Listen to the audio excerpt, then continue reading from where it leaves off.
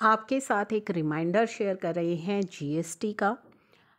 CBIC ने extend की थी dates of specified compliances related to recovery of tax not paid, short paid और ITC wrongly अगर आपने ले लिया है और यूटिलाइज कर लिया है रिकवरी के लिए, अगर गलती से रिफंड आ गया है, and computation of period of limitation for filing refund application in exercise of power under section 168A। ठीक है, अब यहाँ पे जिस एक्सटेंशन के बारे में जिक्र किया गया है, section 168A read with section 20 of IGST and 21 of UTGST and in partial modification गई है एक नोटिफिकेशन के अंदर, नोटिफिकेशन नंबर 35/2020। उसके बाद यहाँ पे एक्सटेंड की गई हैं टाइमलाइंस जो कि आपकी स्पेसिफाई की गई हैं सेक्शन 73 सबसेक्शन 10 के तहत, जो सेक्शन बात करता है issuance of order under subsection 9 of section 73 of the sad act.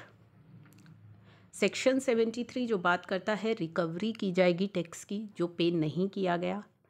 कम पे किया गया, आईटीसी रोंगली अवेल और यूटिलाइज किया गया। तो इस सेक्शन के लिए जो ऑर्डर इशू होंगे, उन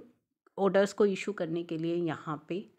डेट एक्सटेंड की गई है 30 सितंबर 2023 तक, यानी कि अब जो आने वाली सितंबर 23 है, फॉर द फाइनेंशियल ईयर 17-18 के लिए ही केवल ये एक्सटेंशन आपको दी गई थी। एक्सक्लूड्स द पीरियड फ्रॉम 1 मार्च 2020 से 28 फरवरी 2022 का जो पीरियड है वो एक्सक्लूड रहेगा for computation of period of limitation under section 73 subsection 10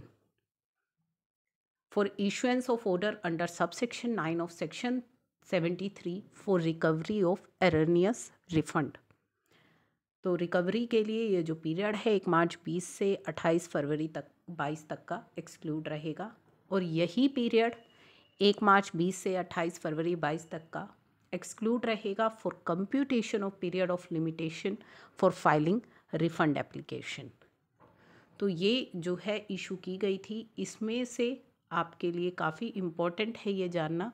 कि जो ऑर्डर है जो अब आपके पास आ रहे हैं उनके लिए डेट एक्सटेंड की गई थी 30 सितंबर 2023 तक। तो यहाँ पे ऑर्डर की डेट है, तो जो हाई कोर्ट का फैसला भी आया था कि शो कॉज नोटिस के लिए भी ये नोटिफिकेशन एप्लीकेबल हो जाएगी।